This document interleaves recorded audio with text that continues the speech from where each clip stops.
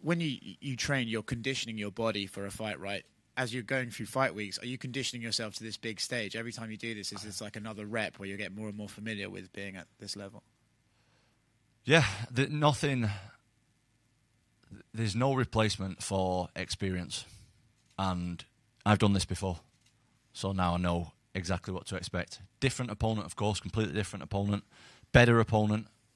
And but I have done it before, so these things are getting a little bit easier to deal with, definitely. I believe this is the first time in your career that you're in your UFC career that you're an underdog. Just wanted to get your reaction to that. The Vegas odds, they don't matter because I've been, like you just said, this is the first time, but I'm not undefeated, so odds don't mean nothing. What are your thoughts on Tom Aspinall's rise? He's obviously climbed the ranks pretty fast. He's had a lot of finishes. What are your thoughts on him? Have you been impressed with Tom?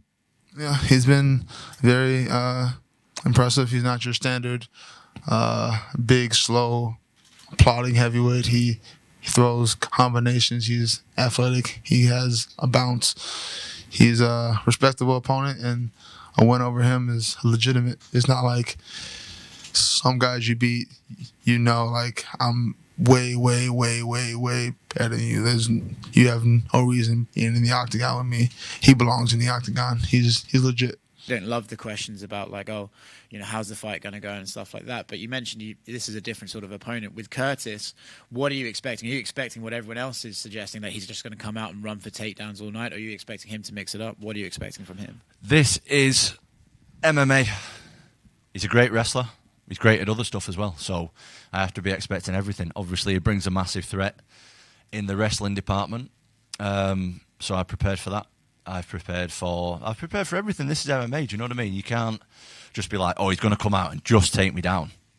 Obviously, he's got great takedowns, but I'm ready for his striking as well and his submission gate. You have to be ready for everything, mate. Yeah. Last one from me.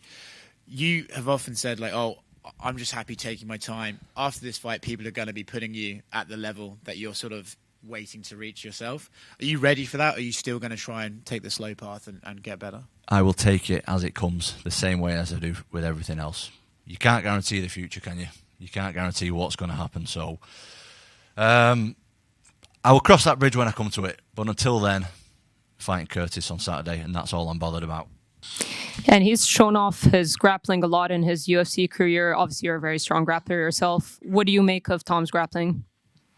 I think he has pretty good grappling, especially for heavyweight. Majority of heavyweights don't have any grappling. So, I think he knows what he's doing on the ground. Yeah. You had a great performance against Chris Daukaus. How does it feel? We all know you're a very well-rounded fighter, but how does it feel when you get that knockout and you show off your hands?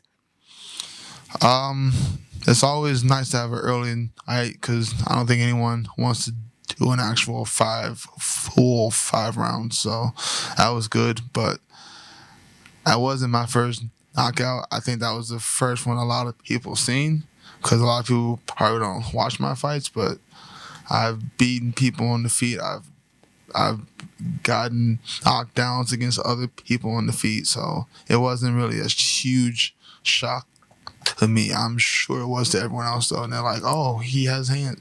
I already knew that, so. It's the second time you're at the top of the poster. Main event, big fight. Obviously, the first time was last time we were here in March. How much has that experience been of benefit to you as you prepare for this one, and how different does this week feel compared to the lead up to the last one against Volkov? This week feels pretty normal, to be honest, because I've only just done it. It was only 3 or 4 months ago or whatever. You can't buy experience, and I've been here before, and I think that everybody who's on this card, whether you're a home fighter or an away fighter, if you want to put it like that, you need to take into account that the English fans are different. Like, the UK fans are different to any other fans in the world. They're absolutely wild, and the atmosphere in there, it can either make you or break you, and I think you got to be prepared. You don't need to be prepared for that. You need to take that on board when you're fighting in the UK, because it is different. You've kind of been on the cusp of a title shot for a while. Just certain results haven't gone your way. Where do you feel like a win over Tom puts you? I'm gonna be honest. A win over Tom puts me waiting for the winner of Shogun, and I think we all know that. Like, that's why the UFC set up these fights. Like, we knew this back in February when Tom fought, Tuivasa fought, I fought. They were setting this up 6 months in advance. So, yeah, I'll probably get the winner of that fight, and then the winner of that fight will get a title shot, most likely. And with Curtis, I know you said that he's more than just a wrestler. He's more well-rounded than that. Where do you feel the biggest opportunities will be for you on fight night in terms of the sort of chinks in his armour? I have no idea. We're going to find out. I just have so much that I've not shown. And people don't know what to expect. Nobody's got any idea. Curtis or anybody else in the heavyweight division doesn't know what I bring to the table because I've not shown it yet. I've shown 10% of my game because my octagon time is so short. Like, no one's really seen what I can really do. So I have so much that nobody knows about, which is a massive advantage for me. And last one from me. I know after your win against Volkov, you were quite vocal to Dana that you didn't want to go off to Vegas and fight in Vegas. You wanted to come back here and fight back in front of the UK fans again. You're in the main event in London once again. How much does that mean to you to be spearheading this event? Oh, well, it means a lot. And I think a big part of why we're back here is because of me. Like, I'm not trying to sound like mad egotistical or anything, but I think that without me pulling him to the side and being like, look, we need to... It wasn't like... I wasn't asking a question. I wasn't like, oh, Dana, can we please come back? It was like, Dana, we're coming back here this year. Let's make it happen. And he agreed with it. Like, he couldn't really say no because it was an unbelievable night in March, and there's going to be another unbelievable night this Saturday. Like, it's a special place to fight, and we got special fights on the card, so it can't possibly be boring. It's going to be absolutely wild. There's been talk about a potential interim title fight between Jon Jones and Stipe Miocic for a very long time now. Hasn't materialized. I don't care about that. Like, I'm tired of talking about. I don't want. This isn't shit. I don't want you guys to be like, "Oh, Blaydes is talking shit about Jon Jones." I don't care. I'm tired of hearing about someone who's not officially a heavyweight until he steps on the scale and it says 240 whatever. He's not a heavyweight, so I don't want to discuss it. Thank you. Because obviously you're over here in England, and I think a lot has been made of the crowd on Saturday night. Do you have any care in the world? I don't care. Do they know? You should put this in your articles. We can't hear them. I don't know what they can call me a wanker or what. I can't hear you, so I don't care at all. Okay. When you say, you've only really been finished by insanely heavy hitters, do you think you can lose in other ways, or do you think, oh, look, I just got hit by guys who can knock anyone out and that's why I've lost? I mean, that is facts. That's how I've lost in the past. But I think anyone, if you don't go out there and perform your best, you can be outpointed or just out decision. I've seen it happen to my homies. I've watched one specific one that I watched, Corey Sandhagen, when he fought TJ Dillashaw. Like, in my eyes, he won based off the damage, but if we're going by the judge's scoring card, he was giving up his back too much and he lost. So if you go out there and you make mental errors, you can lose. And, you have a very high finishing rate. What do you think sets you aside from other heavyweights at the top of the division right now? I think the obvious thing would be like my speed sets me aside. That's the obvious thing. I think the biggest thing is my decision making. I think my decision making is like top of the top level. I make decisions super quick and super intelligent. Decisions really fast, and I don't think that's something that the untrained eye doesn't see too well, and even the trained eye might not see that too well, but my decision making is better than most people's in this division, that's for sure.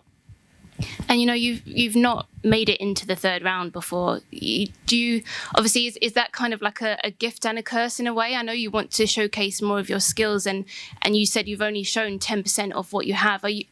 Are you wanting to perhaps go into the deeper rounds?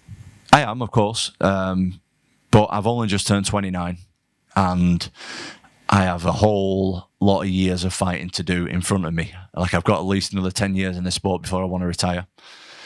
And there's definitely time for me to have more time in the octagon, definitely. So for me to not have a lot of miles on the clock and still be fresh, I think that's a good thing as well. But like you say, I don't have the experience there and the time in the octagon. So it is a gift and a curse. Yeah, definitely, for sure. And earlier you were surprised that you were the underdog. You thought you were going to be the underdog with this one. Why did you think you would be the underdog going into tonight? Because this is my 6th UFC fight. And I believe it's Curtis's 17th or 18th UFC fight. He has been in the top 7 in the world for the last 5 years. I've just broke the top 10. He's beat everybody apart from the 2 biggest punchers in the division. His record speaks for itself, and I don't think, I think I've still got a lot of work to do. Like, I don't feel like I've done that much, really. I think he's done a lot more than me. So, that basically. Do you think Tom will give you an easy takedown in this fight, or the opportunity for an easy takedown? Maybe not in the first 2 rounds. That's why you have to.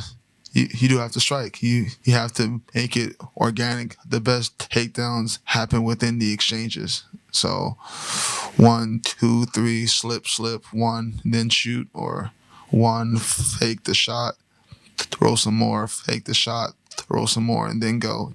You can't be predictable because he's too good. Like, I think he's much better than Derek Lewis. I think I should have destroyed Derek Lewis, but I messed up, I effed up, and made a mental error. So I don't want to make any more of those or more mental errors.